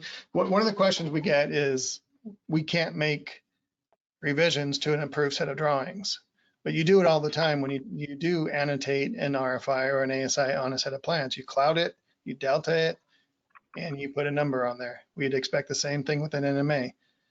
Again, we're not approving the drawings, we're just concurring with the changes, not a material change. So you would just cloud it, delta, and put an NMA number. Okay, I don't know if we're going to get kicked off at 11:30. I can continue if we don't. But for those that do need to go, I thank you for your time. And again, we did partner with AIA. So if you need AIA credits, please contact them. But I'm available to, I think I'm available to continue if we don't get kicked off. Yeah, if we do get kicked off and your question did not get answered, send us an email over to that email address we keep repeating, which is the regsunit@hchi.ca.gov. Or if you'd like to have a offline conversation, a phone call, we'd be happy to schedule that with you as well if we can help. Also, continuing with the questions, Richard, if you're okay with that, we do have another question that says, do we need to issue a separate NMA for each discipline? No. That was one of the slides. They can be multidisciplined. There can be only one change. So if you're changing the location of a sink, you may have plumbing involved with the relocation of the piping, electrical, if there's any sensors or automatic sensors that are powered. That's one change. It involves 3 disciplines. You're just relocating it. That's one NMA. This next question, Richard, I think it's a good question. It says, since the NMA criteria started, we have been converting all RFIs that are not obvious ACDs into NMAs. Can you give a few examples of RFIs, et cetera, that do not need to be brought to the field staff as an NMA? Yes, colors. What color is this wall? Or we're changing a color. Don't care. Adding clarification, I used this earlier, adding a dimension that's not shown on the plan, but doesn't change the plan. You know, there's just not clear where a wall is located or where a piece of equipment is located. So the contractor says, where is this located? You provide that dimension. Again, you did not change anything on the plans. You just clarified a location for the contractor. That does not require an NMA or an ACD. It's just an RFI and stays an RFI. Those are the two simple examples actually I've been using. But anything that doesn't change what's on the plans, as far as design, we may not need to see it. Again, if you're not sure, they ask the question. That's what we're here for. We're here to help you get through this as quickly as possible. I know many of you don't believe that, but we are. We're trying to get this. This is really to streamline the process and help you get through this and have a compliant project. This next question goes back to previous items that have been brought to the office's attention. Richard, the question reads, for current projects under construction, where we've issued, and we're seeing your teams there on the screen. The question reads, for current projects under construction where we've issued ASIs to resolve approved with comment ACDs, do we now need to go back and make them all NMAs? If the approved with comment was resolved, no. It's already addressed. If you have the item cleared from the oil list, there's no need to do anything else. Does that answer the question? I'm not sure I followed the whole question. Yeah, and Richard, if you want to go ahead and relocate your team screen from the shared screen, that'd be great. I was answering your questions. I forgot it was that. Sorry. Moving on to the next question. Okay. So if there are the question reads, if there are multiple comments that are being addressed, then each comment would need to be an individual NMA. This was for the approved with comments question. Yes, and that's typically how you deal with it anyway.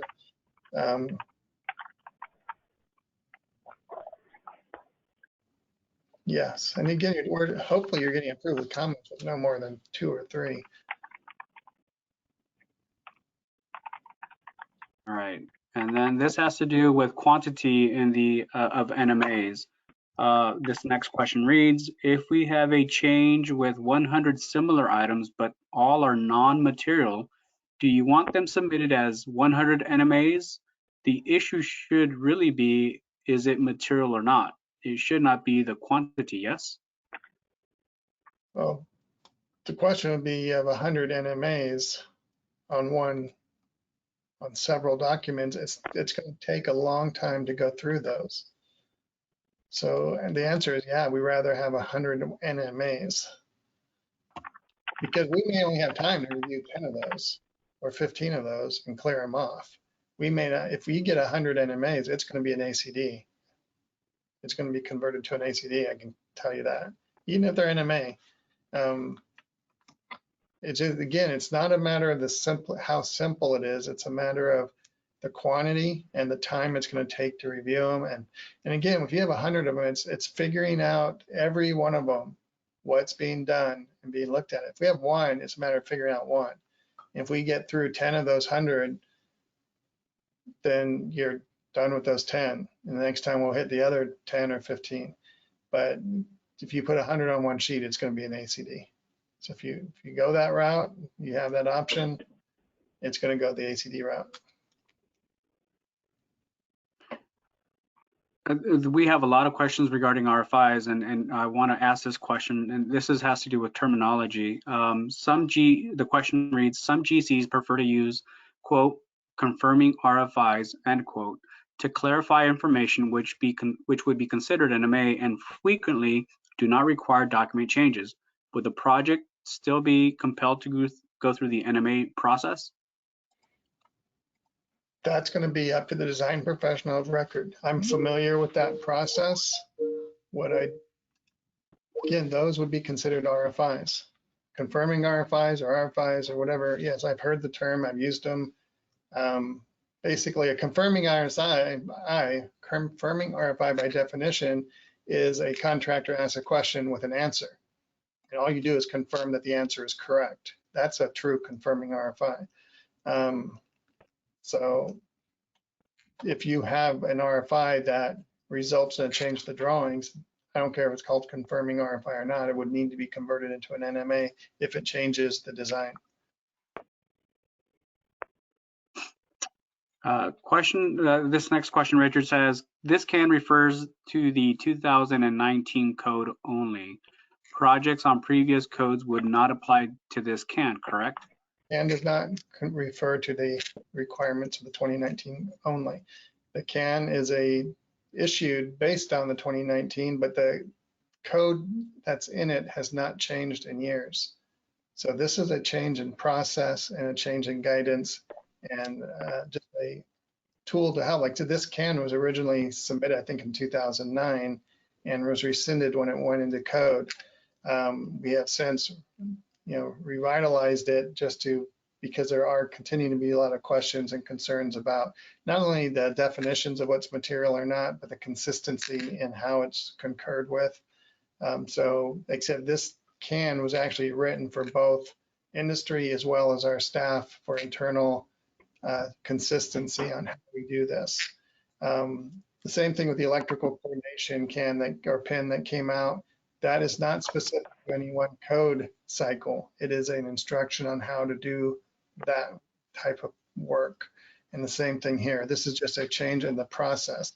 That's why we do have a grace period. If you haven't dealt with any one of these yet in the field, and you've already prepared your 100 NMAs on one sheet, they may or may not look at them based on their grace period. And most likely they'll help, again, if you help walk them through it, they're going to get it done, but the next time they're going to expect compliance with this. And again, it doesn't matter if the project's 2013 or 2019 or 2022, the requirement has always been there, just the process all we're changing. So we're not changing the code. So the code still applies as it is. It's just the process we're doing. So Richard, as it pertains to the stamps on the NMAs, the question reads, whose stamp goes on the NMA form? Only the DPR in responsible charge or the individual discipline engineer stamp? And does a stamp need a signature? Thought we already answered that one, but the drawings have the same requirements of any ACD. Whoever made the changes, stamp and sign the drawings. The DPOR only signs the form. It can be the design professional of record should be the one stamping and signing that. But if it's a structural change and the structural engineer signs it and stamps and signs the form, as long as they're assigned to the project, there should be no argument about who's actually signing it. The form.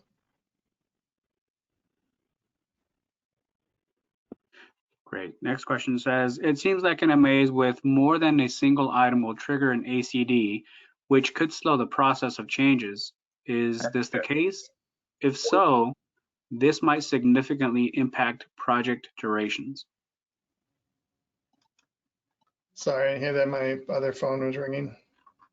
I apologize. This question pertains to the ongoing or the continuation of construction. It says, it seems like NMAs with more than one single item will trigger an ACD, which could slow the processing of changes. Is this the case? If so, this might significantly impact project durations. My apologies. Someone's trying to get through to me. One more time quickly, sorry. Yep, no worries. The question reads, I don't want them calling me back because they keep calling me over and over. So go ahead. It seems that the NMAs with more than one single item will trigger an ACD, which could slow the processing of changes. Is this the case? If so, this might significantly impact project durations. Oh, if, one MA may trigger an ACD, but that's kind of why we're having you look at it to make sure it's not an MA, providing this guidance. Again, if you're not sure, please contact the compliance officer or the field staff to ask the question. If it happens once, no harm, no foul. We're going to proceed with it. It becomes an ACD. You'll probably be asked to stop work on that particular item while the ACD is being reviewed. But again, if you think it's an ACD, submit it as an ACD. Even if you're not sure, submit it as an ACD. If you don't want to make a phone call, if you're not getting a response, don't slow down the project waiting for it. But the fact that something might not be concurred with and turned into an ACD, it may slow down that item. But the whole idea here is that we're getting things done faster for you all. And again, I know the pushback is, I have to do a form for every NMA. But the idea is in the long run, these are going to go a lot smoother and a lot faster and not be delayed, and less risk of something being delayed down the road. And all of a sudden now it's being converted to an ACD because it wasn't seen early on.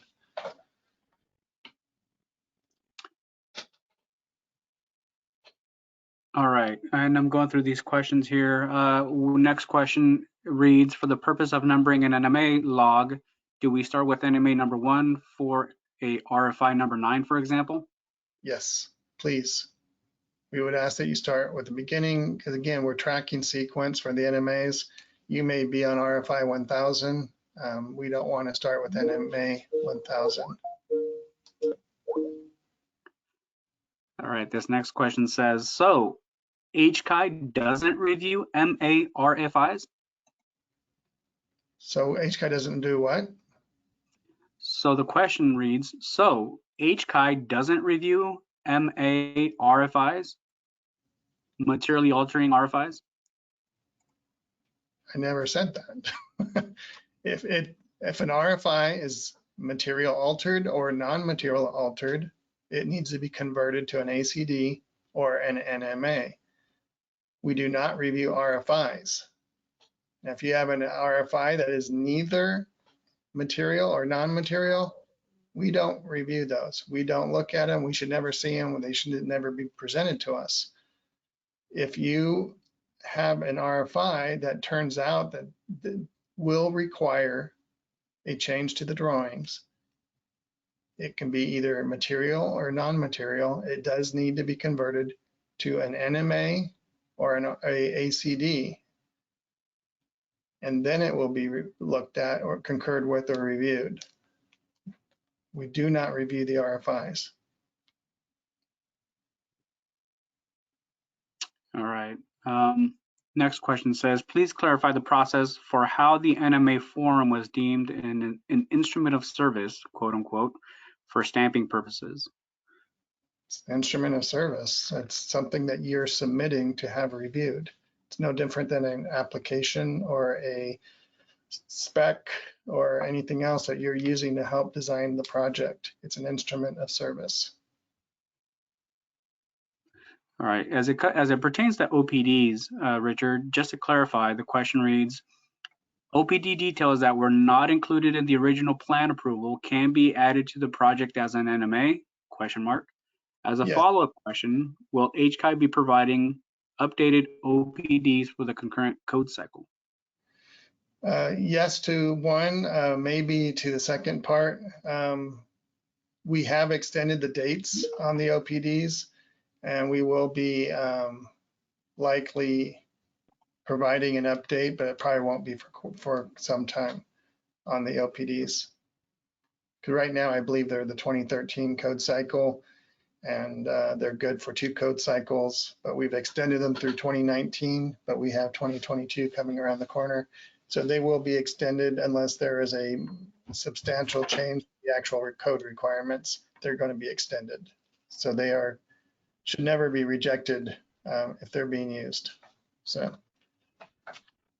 again, when I say never be rejected, if there's something significant on that they want to look at, then they need to it may be looked at differently. But for the most part, the direction to our staff is OPDs will be accepted as NMAs. All right, we have 15 minutes left till 12, so and we have a couple more questions to go through, so we'll hurry on through these questions. But the next question for you, Richard, and this might be a popular one. The question reads, do you need to upload all of the NMA or subsequent to each NMA for HCI to have a record when the approval in the field? No. Take it from today forward. Again, the argument is that the log has always been required. It's never not, hasn't been not required for several code cycles. Every design team should be maintaining a change log that tracks their ACDs or whatever it might be they add to that. This is not a new requirement, but are we going to go back and say all these NMAs? Most likely not. We're probably going to, if you start naming them NMA 1, that's probably where we're going to start from. And that's how I would recommend doing it.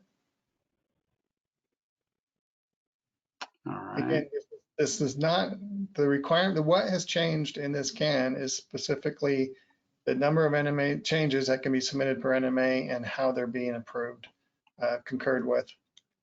That's what's really changing. All the rest of this stuff has been there all along. So the change logs are not new. The form is. So it's just a FYI.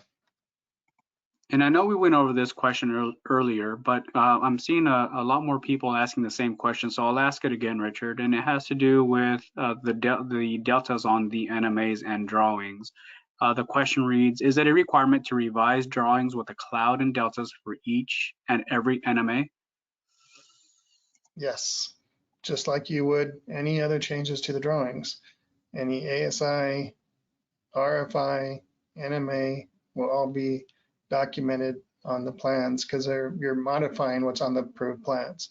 Your delta and your cloud is just designating how it was modified under what tool was used to modify it. So yes, every NMA should be on there, just as every RFI that requires an annotation or ASI would be on there. Hey, Richard, what about reference drawings when NMAs are submitted? Are reference drawings required to be sent also for NMAs? Required? No. Again, you just want to submit what's needed to approve the NMA or concur with the NMA. Like I said, a sketch goes a long way. A sketch isn't even required. What I wouldn't do was submit like full-blown sheets unless there's a real reason to do so, but you can. Again, you want to be able to provide the information for the field staff to review it and concur with it with enough information they can do that quickly and simply. The more information you provide, really the more complicated it can get. And again, I would lean to you, Cesar, you've been reviewing some of these. If you have a difference in opinion, I would welcome it. Yeah, so I was going to kind of share some experiences when reviewing NMAs. At times we we open up the document, and within the change, it refers to a detail, for example, that is being referred but was not submitted as part of the NMA, which everything needs, we pause and we have to do some more research. So it goes above and beyond the 5-10 minutes that we're taking to review these things. So as a suggestion, I would suggest that if your change is referring to another drawing, another sheet, another detail, that you submit that as part of the package. Yeah, when I'm thinking of reference drawings would be like a set of drawings that's uploaded, the whole set. I would expect that you provide the drawings and the sketches related to what you're changing. Again, as Cesar mentioned, if you're referring to another detail or an elevation, I would expect that detail or elevation to be included as part of the NMA. I wouldn't call that necessarily a reference drawing though, but you definitely want to include it to, again, you want to make it simple for us. Great, Richard. The next question reads, are NMAs only reviewed by field staff or can they be reviewed by office staff as well? Only reviewed by field staff. Or ISU. All right. But they'd be submitted and done in the field. All right, we're almost done here. And we have 10 minutes to go, so we're gonna meet the mark, I believe. Next question is, can NMA sequential numbers start with, for example, 76 if the last ASI is 75 and DPOR wants to use only NMA numbers? That would be between you and the field staff. Our preference is to start at 1 if you're starting mid-project or beginning of a project. They don't need to correlate with anything else. But if it's clear to your compliance officer that you're starting, just continuing a sequence, and that's just going to change the terminology, that's between you and them. Again, all we're doing, we're trying to make this clear. So if it's clear and they understand, they accept it, go for it. Richard, and this next question, it's more of a request. It's asking that you provide more examples of non-NMA RFIs. Is that something you can give a little more insight into? Non-NMA RFI, I can probably dig through a series of RFIs. I can't do, I'm just trying to pull them out of my head right now. Basically, the best examples would be you're not changing anything on the drawings that would change the design. You're not moving walls, you're not moving outlets, you're not moving doors, you're not moving anything, you're changing power, you're not changing HVAC, you're just answering a question for the contractor for clarification. Again, RFI should be a request for information.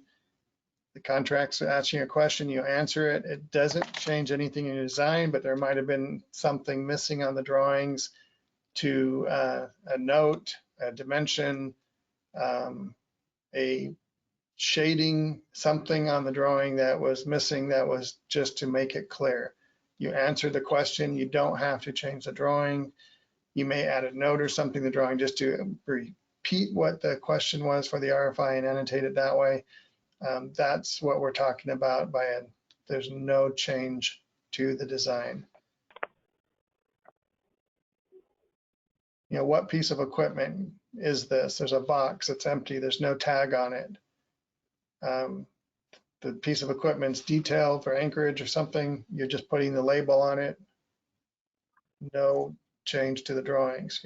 You're physically changing the drawing, there's no change to the design.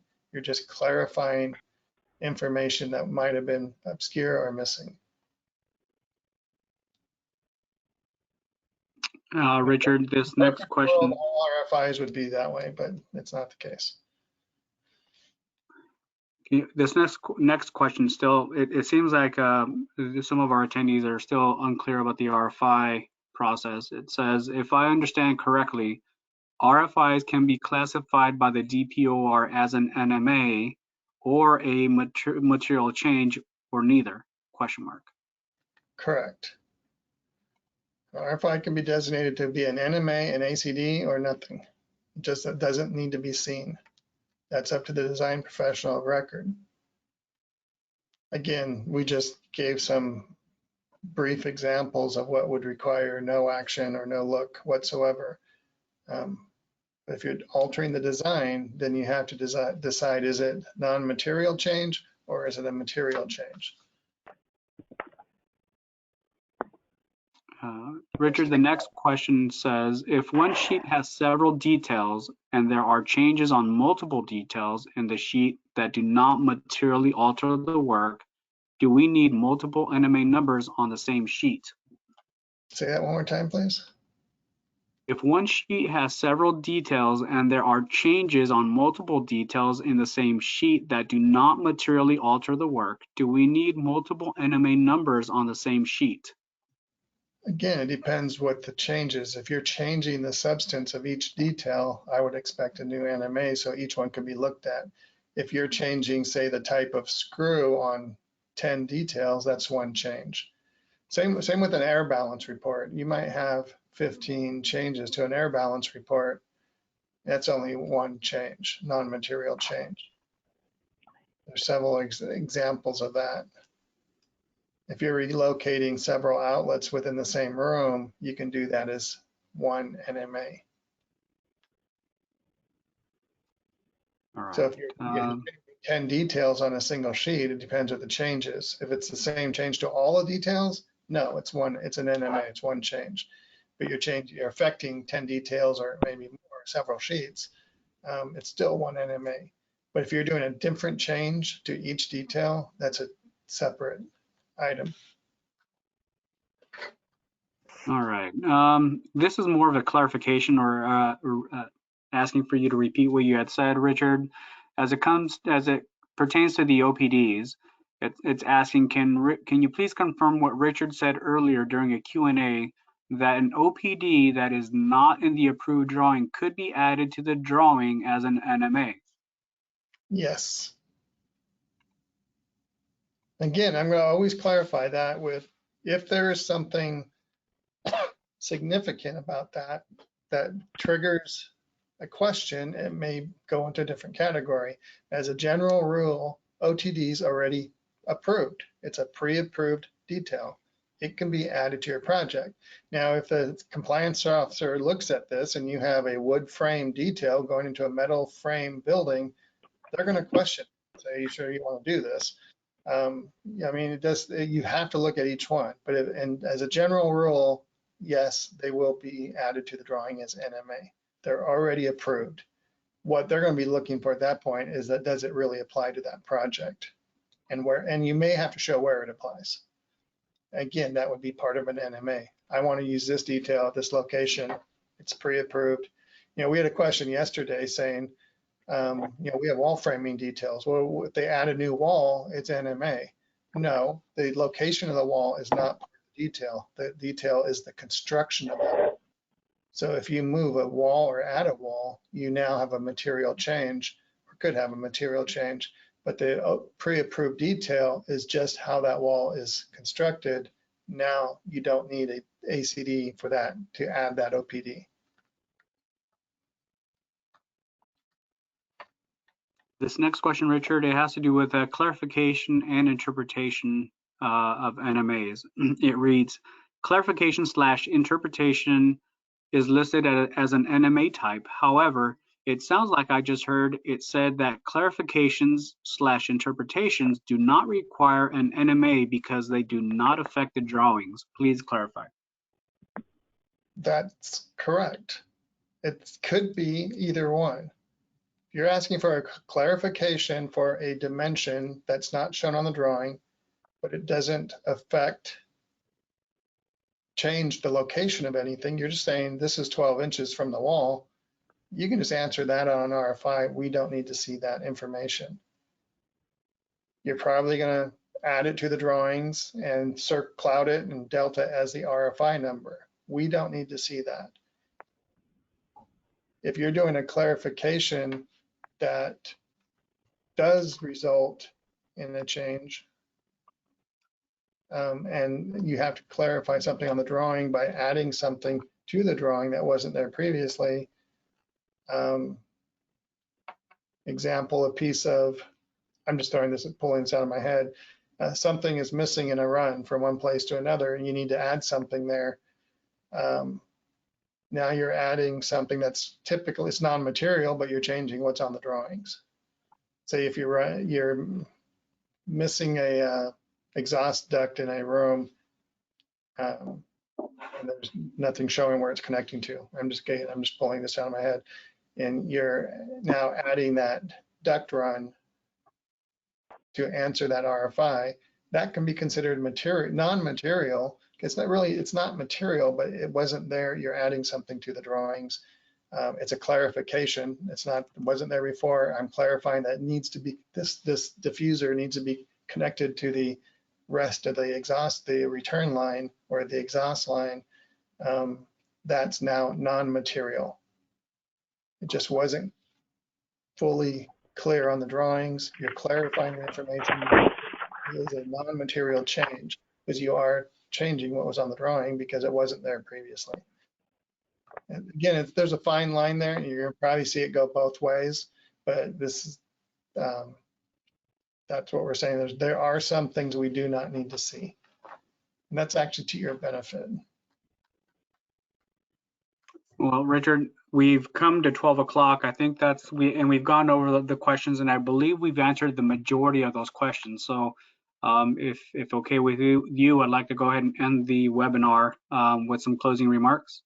Yes, I'd like to thank you all for participating and thank you all for your questions. We will be recording this and posting it probably in a few weeks, but Caesar might be covering that as well. So thank you all very much. Yeah, thank you for being here. If you haven't done so already, or if you don't know, we have some of our past webinars on our website, and they're on there. They're in video format. They're transcribed. For example, the accessibility CAN in healthcare facilities, CAN 2-11B, OSHPD 3 clinics, temporary structures, engineering judgments, CAN 2-703.3. All of those are on our website and available for you to download, so you can go ahead and use those feel free to download them if you'd like. Also, if you remember, send us an email over to regsunit@hchi.ca.gov if we didn't get your question, or if we try to answer your question and you feel that it didn't quite get answered the way that you were looking for, or need some further clarification, send us an email over to regsunit@hcai.ca.gov. And if you haven't done so already, or if you know people who haven't subscribed to our listserv, encourage them to do so they can get notified of webinars such like this, or tips of the days, or other notifications and documents that HCI will set out for in that listserv functions. So go to our website, on the upper right hand corner, click subscribe, enter all of your name, information, email address, and we'd be happy to share all of that information with you. Again, it's been a pleasure being with all of you today. Thank you for what you do and doing your part in providing access to safe, quality healthcare environments throughout the state of California. Thank you, and hope you have a good rest of your day.